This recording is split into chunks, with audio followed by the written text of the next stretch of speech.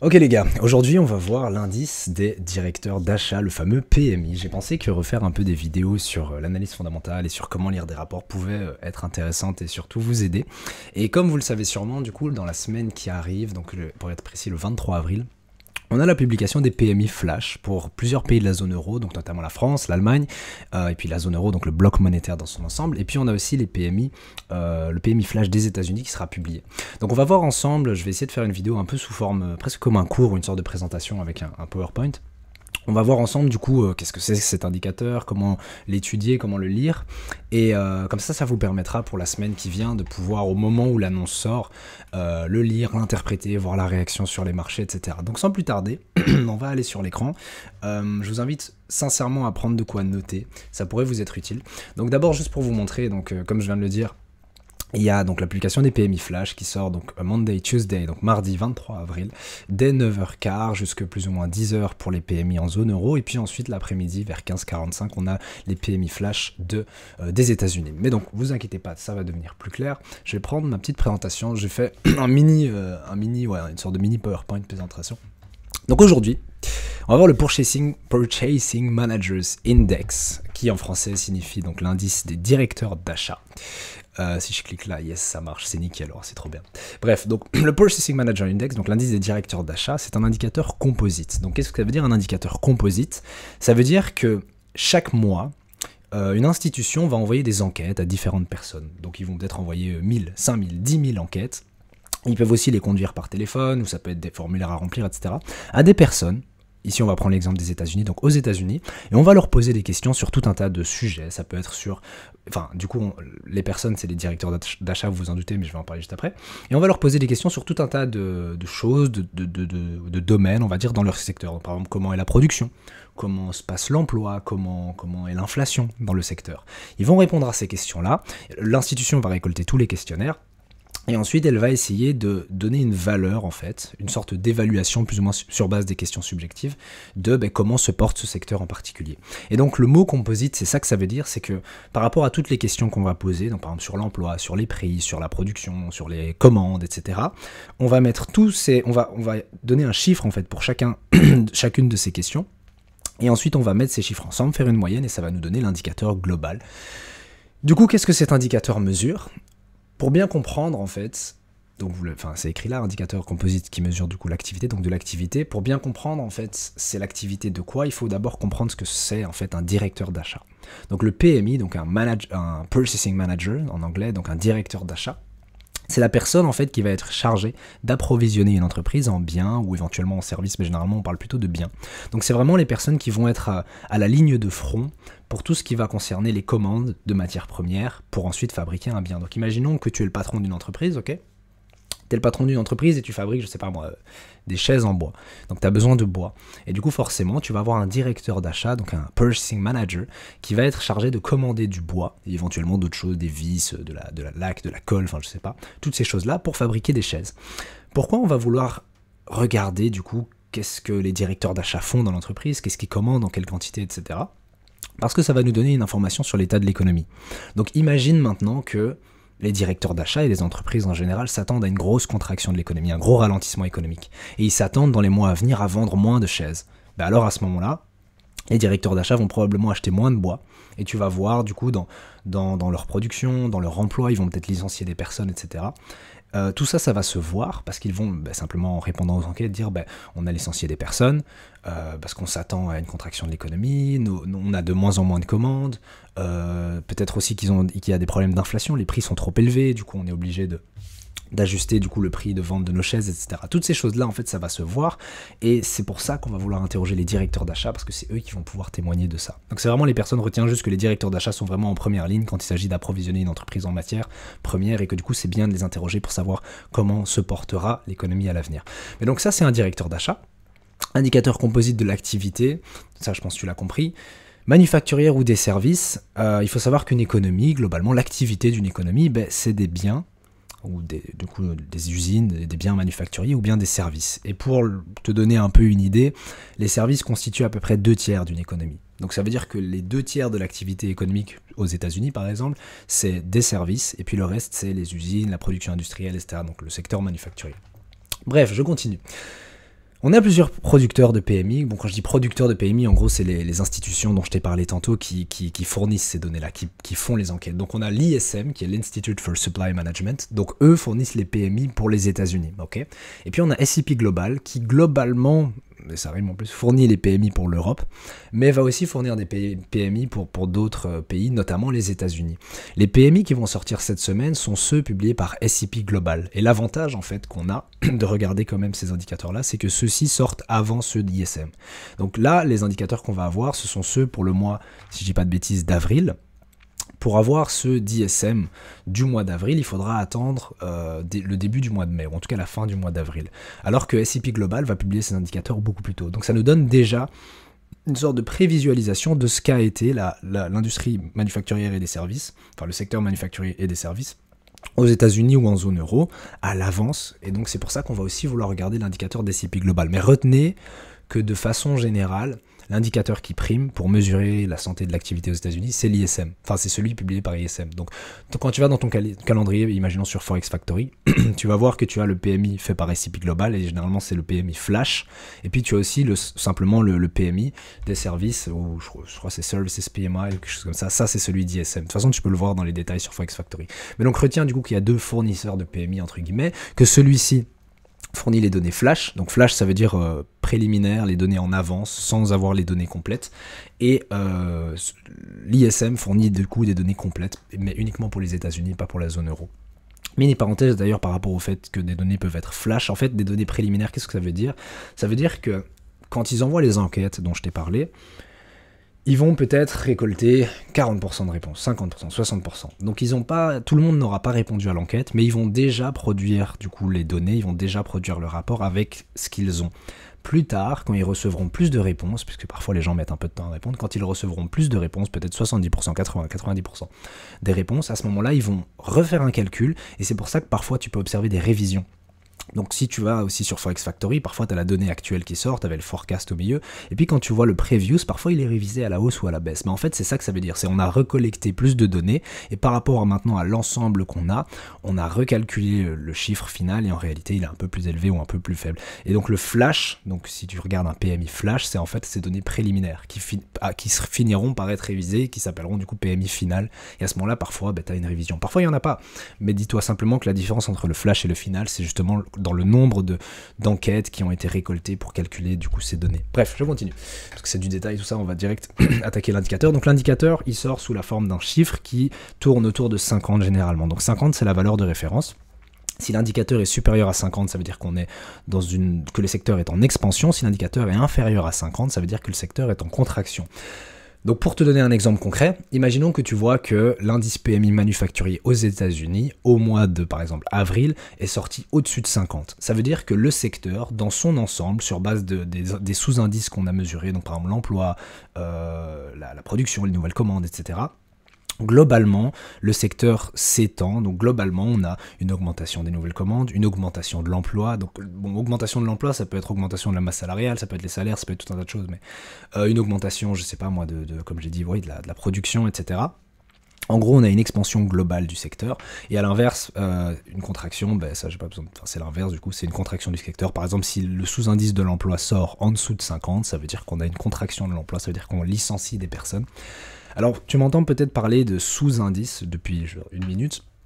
En réalité, comme je l'ai dit tantôt, l'indicateur composite est constitué de sous-indices. Donc avec les 5 sous-indices suivants, je vais les dire juste après, mais avec les 5 sous-indices suivants, on va constituer l'indice global. Et je pense, si je dis pas de bêtises, qu'ils sont pondérés de façon équivalente. Donc ça veut dire que on va vraiment prendre juste un chiffre pour les nouvelles commandes, un chiffre pour les inventaires, donc il va tourner autour de 50. Donc imagine, tu as 52 pour les nouvelles commandes, 49 pour les inventaires, 51 pour la production, livraison et emploi, et puis on va juste faire la somme de tout ça et diviser par 5. Donc on fait juste une moyenne, donc chaque sous-indice compte pour 20% dans le panier. Sur l'indicateur global. Donc comme tu le vois ici, donc on mesure les nouvelles commandes, j'ai mis inventaire entre parenthèses parce que en réalité, donc on utilise les 5 sous-indices pour le PMI manufacturier, mais pour le PMI des services, on n'en utilise que 4, on n'utilise pas l'inventaire, enfin les inventaires. Ok, c'est important à savoir parce que même s'ils peuvent te donner la valeur de l'inventaire dans le rapport, donc te dire les inventaires ont évolué comme ça, c'est pas pris en compte dans le calcul du PMI des services. Donc ça peut être important de garder ça à l'esprit.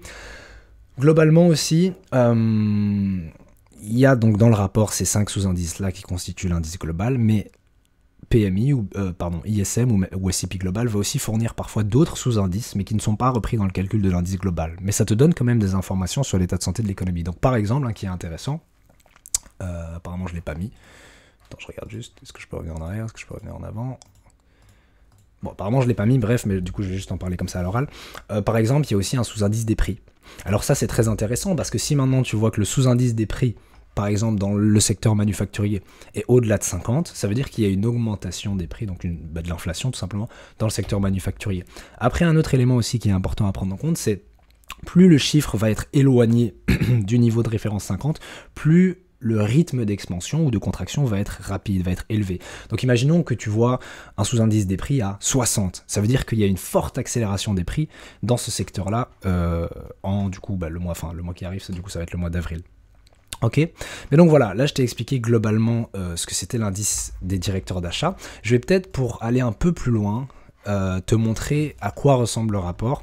Donc comme tu le vois ici, je vais prendre par exemple celui de la zone euro, on va pas se casser la tête. Tu vois qu'au mois précédent, donc c'était au mois de mars, si je dis pas de bêtises, tu vois que l'indice flash manufacturier est sorti à 46,1. Ok, donc ça nous dit quoi? Même si, ne fais pas attention aux couleurs, rouge ou vert, là ça veut rien dire. 46,1, si je devais le traduire en français, ça veut dire que l'indice des directeurs d'achat, ou plutôt le secteur manufacturier de la zone euro, s'est contracté, ok, une sorte de rythme de 46, ok, au mois de mars. A l'inverse, tu vois que le secteur des services se porte plutôt bien, il est en expansion, il est sorti à 51,5. Après, on peut aller regarder le détail. Donc pour voir le détail, tu cliques sur le petit dossier. Tu vas du coup dans Latest Release, ou alors si tu cliques là, ça te donne le site, mais donc tu cliques là pour avoir la dernière publication, et alors tu vas tomber là-dessus. Ok. Si tu veux réussir à trouver le site par toi-même, il suffit que tu tapes S&P Global, ok, ou même juste S&P, et tu tapes PMI. Okay. Et tu vas prendre le premier site, le premier lien. Alors la page est un peu différente parce que du coup là tu es dans l'accueil, mais donc tu as deux endroits qui sont intéressants. Donc ici tu as Latest PMI Releases et tu as soit le calendrier, ok, soit les dernières sorties. Donc si tu cliques sur le calendrier, tu as les PMI qui doivent arriver. Et donc si par exemple je vais au 23, ici le 23 avril, mardi, tu vois que du coup il y a le PMI de la France, l'Allemagne et la zone euro qui vont sortir. Et aussi celui des États-Unis l'après-midi, c'est ce que tu vois ici, ok. Si maintenant tu vas, donc je retourne à l'accueil, si maintenant tu cliques sur View Old, là tu vas voir ceux qui sont déjà sortis. Et alors il va falloir remonter un petit peu pour retrouver ceux qui étaient sortis le mois passé, donc je vais juste directement prendre la date, ça va être plus simple. C'était du coup le 21 mars, donc si tu remontes au 21 mars. Voilà, ici March 21, et donc là tu vois qu'on avait par exemple le PMI de la zone euro. Donc je vais le prendre en français pour que la vidéo soit plus simple.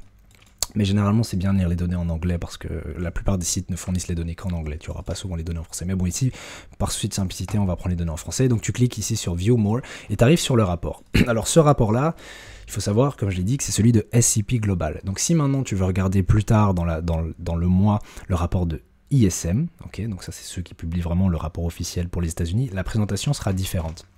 Mais globalement, ici, ce que tu peux lire, ça va pas être sous la forme d'un tableau avec des données. Je vais vite te le montrer, hein.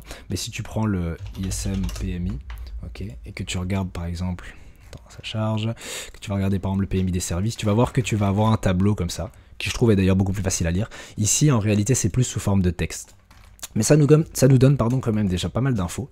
Donc par exemple ici tu as toujours une headline, donc un titre en fait qui te dit qu'est-ce qui s'est passé dans le secteur, donc quasi-stabilisation de l'économie de la zone euro en mars et atténuation des tensions inflationnistes. Donc déjà ça te donne une information sur l'indice global. Alors l'indice global, comme je t'ai dit, tu as le PMI des services et tu as le PMI manufacturier. Avec les deux indices, ils font un indice global qui mesure la santé de l'économie en général, indépendamment de si c'est le secteur des services ou manufacturier. Donc cet indice, on l'appelle l'indice composite.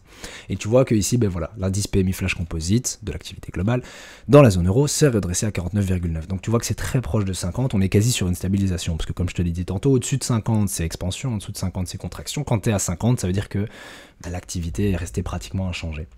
Ils te disent aussi c'est un plus haut de combien de mois, donc plus haut de 9 mois. Après, ce qui nous intéresse ici, c'est donc l'indice de l'activité des services, donc c'est ce que tu vois ici, il s'est redressé à 51,1, et puis l'indice manufacturier ici, qui s'est replié, pardon, pas redressé à 45,7. Et puis tu peux descendre, et alors il t'explique un peu en détail chaque indicateur Voilà. Alors pour du coup la publication des CPI global, ils ne te mettent pas les valeurs des sous-indices. Donc tu vois, ils vont pas te dire par exemple l'indice des prix est sorti à 49 par exemple ou 53. Ils vont pas te le mettre, mais ils vont quand même t'en parler en français. Donc par exemple ici, les pressions sur les prix sont atténuées en mars. Donc ça te donne déjà une idée de comment se portent les prix dans l'économie. Et donc tu peux voir ça pour tous les trucs dont je t'ai parlé. Donc tu as l'emploi, l'activité, la demande, etc., la production. Ok, tu peux lire tout ça, et puis en fait, à la fin, tu as aussi un commentaire qui est assez bien. Honnêtement, généralement, quand je regarde, mais c'est rare que j'aille vraiment dans les détails du rapport, mais si je devais le faire, je vais simplement lire le commentaire, parce que c'est un bon résumé en fait de tout ce qu'il y a là au-dessus. Donc t'as pas besoin de lire tout ce blabla, tu lis juste les commentaires et il te dit comment se portent les prix, la production, l'emploi, etc. Ok. Dernière chose importante, c'est que généralement, on va pas regarder la même chose quand on regarde l'indice manufacturier et l'indice des services. Quand on va regarder l'indice des manufacturiers, on va surtout se concentrer par exemple sur la production et les nouvelles commandes. Pourquoi? Parce que les nouvelles commandes, imaginons qu'on a une hausse des nouvelles commandes, ça sous-entend ou ça suggère que dans les mois à venir, on va avoir une hausse de la production. Forcément, si tu as plus de commandes, tu vas devoir augmenter ta production pour pouvoir vendre plus. Et à l'inverse, s'il y a une contraction des nouvelles commandes ou une diminution des nouvelles commandes, tu t'attends à moins de production. Par contre, dans le secteur des services, comme le secteur des services est moins cyclique que le secteur manufacturier, donc cyclique ça veut dire quoi? Ça veut dire que l'économie fonctionne sur base de cycles, d'expansion, de pics, de contraction et puis de creux. Et le secteur manufacturier suit bien ces cycles-là. Donc généralement, par rapport à la politique monétaire et à l'environnement macro global, donc on va dire par rapport à la conjoncture économique, tu vas avoir des belles phases d'expansion où le secteur manufacturier va bien se porter, puis il va atteindre un sommet où la production est à son maximum, tous les niveaux sont à leur maximum, et puis une phase de contraction, généralement dans un environnement de taux assez élevé, de taux assez restrictifs, donc la politique monétaire est restrictive, elle contraint les entreprises à freiner leur production, l'emploi, etc. Tu vas avoir une phase de contraction, puis peut-être même une récession, et puis on atteint un creux, et puis donc ça fait une vague, quoi. Enfin, tu peux taper cycle économique, je crois que, attends, je vais, hop, comme ça... Tu as vraiment une image pour illustrer, mais donc voilà, ici, si je vais sur Wikipédia, voilà, ici il y a une belle image. Donc vraiment, tu as une phase d'expansion, un sommet, et puis un creux, et ça monte comme ça, et donc parfois tu as des phases de récession, et puis des phases de recovery, donc de, je sais pas comment appeler ça, de récupération. Mais donc, où était mon... je l'ai perdu. C'est pas grave. Et donc tu as ces cycles économiques et il faut savoir que donc, le secteur manufacturier suit bien ces cycles-là. Donc tu vas voir souvent que par exemple l'indice manufacturier en phase de recovery va bien augmenter de mois en mois, etc. Et tu vas avoir un indice de plus en plus élevé. Mais pour le secteur des services, en réalité, les gens continuent à entre guillemets consommer des services indépendamment de la phase, du cycle économique dans lequel on est. Et donc ça, ça peut être moins évident, ou en tout cas c'est moins intéressant de regarder des indicateurs comme les nouvelles commandes ou la production, des choses comme ça pour le secteur des services. Parce qu'en réalité, les gens peuvent difficilement se passer des services même dans une phase de récession. Alors qu'on se passe généralement des biens, surtout des biens durables. Ça veut dire les biens qui durent plus de 3 ans, ça veut dire par exemple, t'achètes un frigo, une voiture, ce truc-là. Les gens généralement vont éviter d'acheter ce genre de choses-là dans des phases de récession, en tout cas dans des phases où l'économie se contracte. Mais donc, tout ça pour dire quoi? C'est que comme le secteur des services est moins cyclique, généralement, on va surtout s'intéresser à des indicateurs comme celui de l'emploi et celui des prix. Alors là, je devrais faire normalement un lien avec la politique monétaire, parce que ça va être le double mandat de la Fed. Je ne sais pas s'il y a beaucoup d'infos là dans tout ce que je dis. C'est pour ça que j'ai dit prendre des notes au début. Donc le double mandat de la Fed qui va être la stabilité des prix et le plein emploi. Donc ça veut dire que le plus de personnes possible travaillent. Ces deux mandats-là, enfin ce double mandat plutôt, impose à la Fed tout un tas de choses, mais je vais pas en parler dans la vidéo parce que ce serait trop compliqué. J'ai déjà fait une vidéo, si tu tapes Dorian Fed sur YouTube, tu peux trouver du coup toutes les infos. Mais retiens simplement que quand tu vas aller analyser ce rapport-là, ok, celui-ci, ou même celui de du coup ISM, mais je vais pas l'analyser dans cette vidéo, on pourra l'analyser dans une autre. Quand tu vas analyser ce rapport-là, je garde ce tableau-là parce que c'est plus facile pour les chiffres, mais tu vas vouloir regarder en fait les chiffres ici de l'emploi et les chiffres en fait des prix. Et voir tiens, comment se portent les prix dans l'économie en général, ou simplement dans le secteur des services ou manufacturiers, comment se porte l'emploi. Et par rapport à ça, ça va te permettre d'évaluer par la suite la politique monétaire, qui va avoir une influence sur les taux d'intérêt, qui va avoir une influence sur les marchés financiers, etc. Et puis, enfin bon, ça c'est encore un autre sujet. Mais donc voilà, pour terminer par juste quelques ressources, je pense que ça pourrait quand même t'aider. Si tu veux en apprendre plus en fait sur le PMI simplement, ou de façon générale si tu aimerais te renseigner sur un indicateur ou quoi, il y a deux choses que je suggère souvent, il y a un site et il y a un livre. Donc pour le site c'est Investopedia. Donc imaginons que tu veuilles te renseigner sur le PMI manufacturier. Tu peux taper idéalement en anglais, donc tu vas mettre Manufacturing, PMI, et puis tu vas mettre Investopedia. Tu fais Enter, et tu vas tomber sur... Alors pour celui-là, pour cet indicateur-là, il y a beaucoup d'articles, mais généralement tu peux prendre le premier. Et donc du coup c'est c'est un peu en fait le Wikipédia de l'investissement et de la finance. Et tu vas avoir du coup une belle explication de tout ce qu'est le PMI. C'est en anglais, mais à la limite tu peux t'aider de Google Traduction pour le traduire. Et donc ça va te permettre vraiment d'approfondir le sujet si tu veux un peu plus master l'indicateur. Si tu veux vraiment aller encore plus loin, il y a souvent un livre que je conseille. Je vais pas te le montrer parce qu'à la caméra ça va être un peu petit, je vais carrément l'écrire. Ça s'appelle The Secrets of Economic... Il est parti. Of Economic Indicator de Baumol, mais j'ai pas besoin de mettre son nom. Donc c'est celui-là, donc de Bernard Baumol. Il ressemble à ça, voilà, c'est un livre bleu, tu m'as peut-être déjà vu le montrer en vidéo. Là-dedans, ce qui est bien, c'est que tu as vraiment tous les indicateurs que tu vas avoir sur Forex Factory. Donc vraiment tout ici, tu vas avoir les PMI, tu vas avoir les commandes de biens durables, tu vas avoir le PIB, les inscriptions au chômage, etc. Où il t'explique à chaque fois, du coup, qu'est-ce que l'indicateur, comment il est fabriqué, entre guillemets. Et aussi, c'est ça qui est très intéressant avec le livre, il t'explique comment lire les rapports. Donc, comment aller, comme je l'ai fait, bon, même si ici c'est plutôt un rapport textuel, mais imaginons que tu veux y analyser le PMI, bon, j'ai fermé la page, mais le PMI avec le tableau, il va vraiment te dire, ok, donc dans le tableau, parce que le tableau du PMI est assez simple, mais il y a parfois des tableaux compliqués, il va vraiment t'expliquer, tiens, ce tableau, tu dois le lire comme ça, telle colonne, telle rangée, il y a ci, il y a ça, et il va te donner aussi, par rapport à l'interprétation que tu vas en avoir, l'impact que ça va avoir sur les différents marchés, donc sur le marché des rendements, marché obligataire en général, sur le marché des actions, donc les indices, et puis aussi sur le marché des devises, notamment l'impact sur le dollar. C'est vraiment un livre très intéressant, il coûte un peu cher, c'est en anglais, donc il faut quand même être assez à l'aise avec l'anglais, parce que tu peux pas traduire, enfin tu peux traduire manuellement en retapant les phrases, mais c'est quand même, il faut être à l'aise avec l'anglais pour le livre, il est peut-être pas évident, mais ça en vaut vraiment la peine si tu veux approfondir ta connaissance des indicateurs, etc. Bref, j'ai terminé là, j'espère que la vidéo t'a plu, j'espère que ça t'a aidé.